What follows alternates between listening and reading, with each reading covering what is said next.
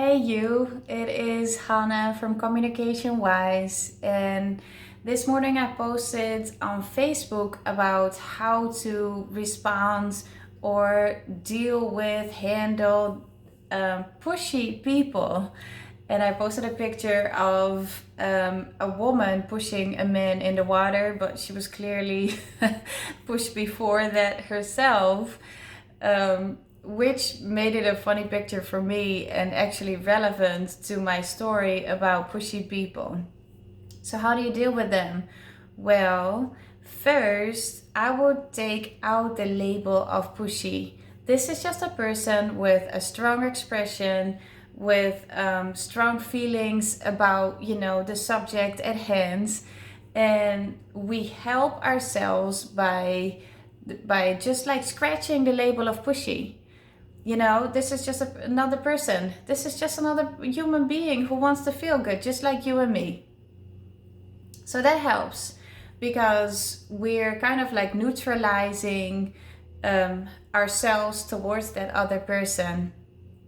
So then they have strong emotions about what they want to say. Okay, that's fine. Prepare yourself by calming yourself down. Knowing what you want is great. Knowing when to say what you want is great as well.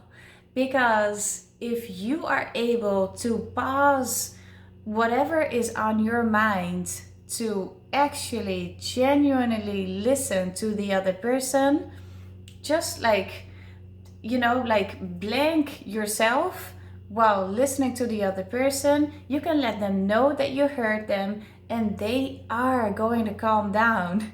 They will. I promise you, they will, because they are extra hyped because they feel extra not listened to before.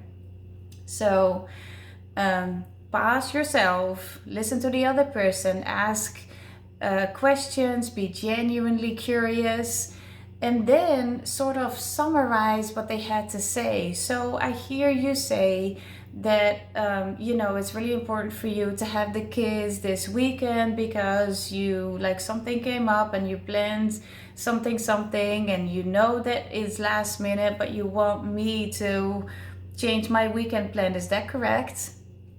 And when they say yes, they feel heard. When you didn't get that right, they will say, no, that's not what I meant, that's not what I needed, and they will tell you whatever they need. Then when you feel stuck, when you feel very frustrated and annoyed and angry or sad or whatever it is, because they are putting a request on you that you don't think is reasonable, say, all right, thank you for sharing, or not, whatever is common between the two of you. I really want to think about this because I am not in the right state of mind. I do not feel capable to respond to you right away. Can I call you in 30 minutes, an hour, or a day? And with giving yourself time, you're gonna think about this. And you're going to feel different about the subject because what you do within that time is separating the person from the issue. They're talking about the weekend, they're talking about your kids. They are not bad people. They are just people that change their minds and they need your help.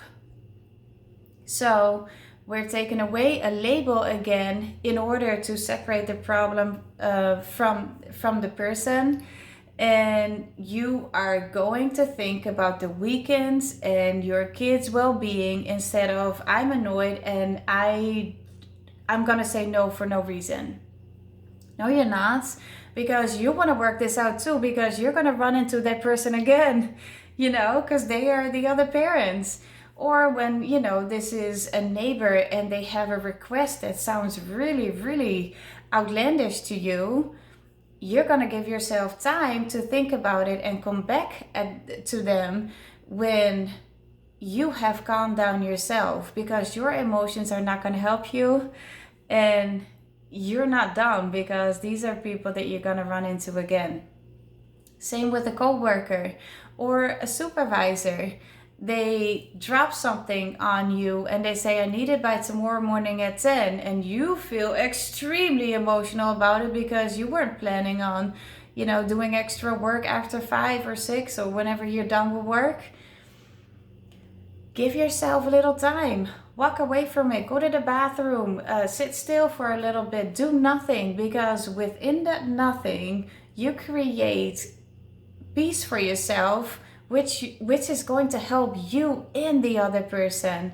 So you want to help yourself, but you also want to work it out. So you've listened to their request, but now you need to think about what is it what I want?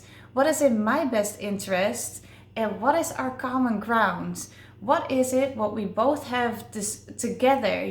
Maybe you want the company to thrive, you want your kids to thrive, you want peace and quiet in your neighborhood, you want a pleasant family dinner. Whatever it is that you both want is that common ground that you can build from, that you can then come back at the other person and say, like, hey, like, is this what you want? And is this what we have together? And how can we go from there? Because these are my needs and they are partly compatible, but not quite. So how are we going to work this out?